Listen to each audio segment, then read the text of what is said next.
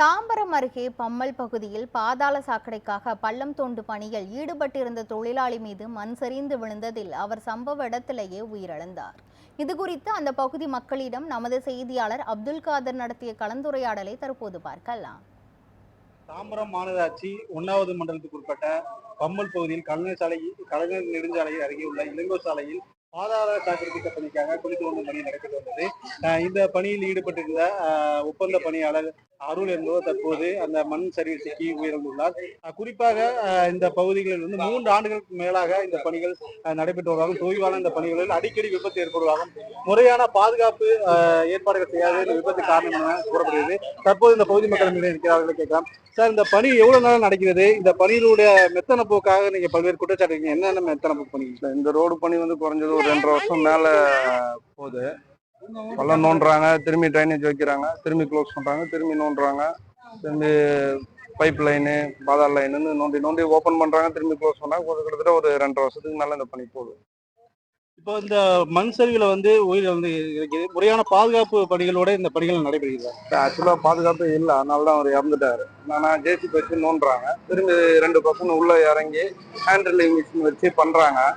But எந்த சேஃப்டியுமே இல்லை பண்ணனால 2 பக்கமும் மண் அள்ளி கொட்டினாலதான் அந்த அதிர்வுல மண் அப்படியே சரிஞ்சு அந்த வண்டியோட மூவ்மெண்ட்டு ப்ளஸ் அந்த ட்ரில் பண்ற அதிர்வு எல்லாம் சேர்த்து சரிஞ்சனால தான் உள்ள ஒரு பர்சன் மாட்டிட்டாரு. ஒரு பர்சன் 2 பர்சன் மாட்ட வேண்டியது, டக்குன்னு ஒரு பர்சன் வரவும் இன்னொரு பர்சன் உள்ள மாட்டிட்டாரு. எவ்வளோ ட்ரை பண்ணாங்க, காப்பாற்ற முடியல.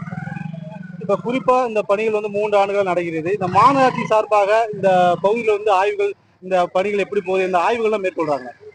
ஆய்வு நடந்த மாதிரி எங்களுக்கு எதுவும் தெரியல. ஏன்னா அந்த கான்ட்ராக்டர் வராங்க, ப்ளஸ் அந்த ஜேசிபி வச்சு ஒர்க் பண்றவங்க பாக்குறாங்க, அவ்வளவுதான் நாங்க பாக்குறோமே தாண்டி கரெக்டான முறையில சேஃப்டியா பண்றாங்களா இல்லையான்னு யாருமே பார்த்த மாதிரி தெரியல.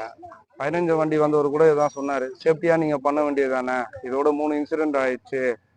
அந்த கான்ட்ராக்டுக்காரை பிடிச்சி திட்டித்தான் போனாங்க, சேஃப்டியா பண்ணுங்க, சைடில் கிரில் பண்ணி பேரிகார்டு போட்டு எல்லாமே பண்ண வேண்டியது தானே, சேஃப்டியா பண்ணுங்க, மனித உயிருக்கு வேலையே இல்லாம போயிடுது, இந்த மாதிரி இப்போ கரெக்டா பண்ணுங்க அப்படின்னு கான்ட்ராக்டர் அவரு திட்டித்தான் போனார்.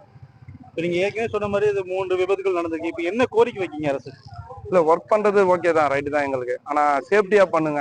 ஏன்னா அவங்களுக்கு ஒரு ஃபேமிலி இருக்கு, அவங்க பசங்களுக்கு ஒரு கேள்விக்குறி ஆயிடக்கூடாதுல்ல. சேஃப்டியா பண்ணா நாங்க ஒர்க் நடக்கிறது தப்பு சொல்ல, பட் மாநகராட்சி இப்பதான் மாறி இருக்கு, அதுக்காக வேலை நடக்கணும், அதெல்லாம் ஓகே தான். நாங்க பப்ளிக் ஒத்துழைப்பு தரோம். ஆனா வேலை செய்யறவங்களுக்கு சேஃப்டி எல்லாம் கரெக்டா இருக்கான்னு அந்த கான்ட்ராக்டரை கொஞ்சம் பார்த்து கரெக்டா விசாரிச்சு பண்ணுங்க. நீங்களும் அப்பப்போ செக் பண்ணுங்க, ஏன்னா அதுவும் உங்க பொறுப்பு இல்லையா. அதுக்காக சேஃப்டியா பண்ண மாதிரி நீங்க கொஞ்சம் ஆய்வு பண்ணா நல்லா இருக்கும். குறிப்பாக 3 ஆண்டுகளாக இந்த பணிகள் நடைபெற்று வந்தாலும் மாநகராட்சி அதிகாரிகள் சார்பாக அந்த ஒப்பந்ததாரர்கள் செய்கின்றனர் என்பதை ஆய்வு செய்யாதே இது போன்ற விபத்தின் காரணமாகவும், தொடர்ச்சியாக மாநகராட்சி அதிகாரிகள் இது போன்ற பணிகளில் ஆய்வு செய்து முறையாக பணிகள் நடைபெறுகிறதா என்பதை கண்காணிக்க வேண்டும் என்பதே பகுதி மக்களின் கோரிக்கையாக உள்ளது. நியூஸ் 7 தமிழ் செய்திகளுக்காக பம்பலையிலிருந்து அப்துல் காதர்.